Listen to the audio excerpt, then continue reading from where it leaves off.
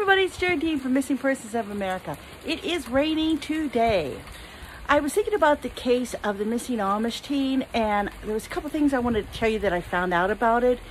There's this Craigslist ad that I saw. I want to show it to you guys, see what you think about it. All right, see you in a sec.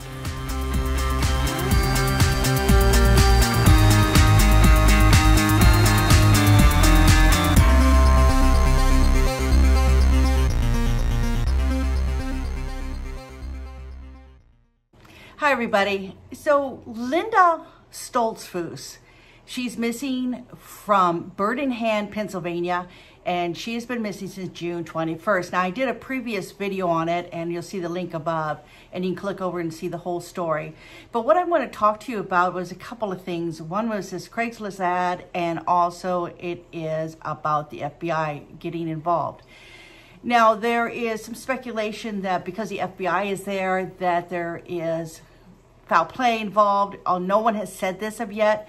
Now, I do know that they bring the FBI in when they need help, more people, and also for their advice, and also because of the expense. Now, right now, the sheriff has been looking for her since the 21st, and doing searches becomes very, very expensive. So I'm thinking that probably the sheriff decided to call the FBI in to help with resources that the sheriff doesn't have, and also to help with the expense, because now the federal government is coming in and helping with this search.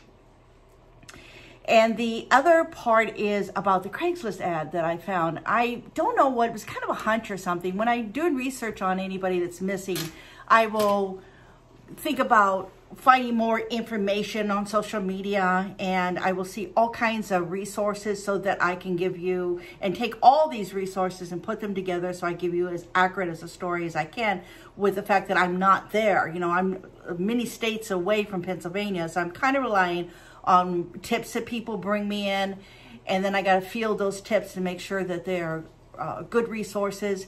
And then also through the media, and sometimes the media even makes mistakes. So I use all these different avenues in order to get this information together so I can give it to you.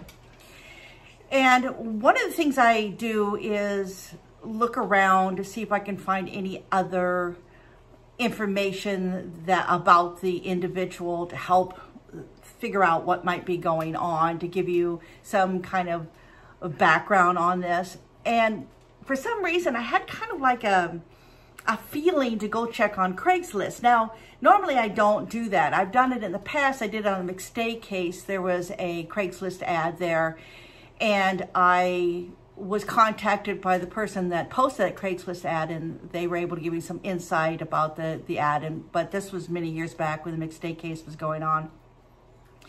But on this one, I decided to go, because of some kind of a hunch or something, I said, I'm going to go check on Craigslist. And what I found, I didn't really think I was going to find anything. But I went there and I did a search using a couple of different words, and this ad popped up.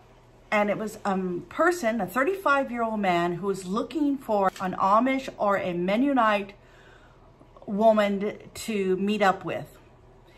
Now, this seemed to me to be a really odd request, especially when who he was looking for, an Amish woman or a Mennonite woman. And it seemed like an odd thing. And then I looked to see where it was coming from. And then I saw the town. And then I did the research on the town and found out the town is not that far away. Where this person placed his ad was in this town. And then it was only about 30 minutes away from Bird in Hand. Now, I do not know if this is connected or not, but I felt that it was something that needed to be looked into just in case. And I contacted the family, and I contacted the police, and I let them know about this ad. Now, this was, what was it, yesterday or the day before that I did this. Now, why did I contact the family? I contact the family this is normally what I do when I have some kind of information or a tip. I will give it to the family and I will give it to the police, because sometimes when you send things over to the police, have so many tips and so much information coming to them that what I have might get lost, or what I might have might get put aside, or may not be seen for many, many days. And I felt that this information needed to be looked at immediately. And I also wanted to give it to the family so that they would know to look at it. And I mean, so they would look at it and then they could make a decision if they felt it was something to be followed up. And between the family, then I'm sure that they would, if they did, they would go back over to the police and say, here, this came in, what do you think? Now, is a correlation between that and the FBI being brought in? I don't know. It could be, it could not be. It could be that the FBI already knows about this ad. I mean, just because I found it, I'm sure that they might have found it already too, and they might know about it. Now, I don't know if it has anything to do with Linda's disappearance at all, but it just was one of those things that I felt that needed to be looked at. So this is what it is what you see. And I wanted to explain to you where it came from and why I gave it as a tip over to the police so they could look it through.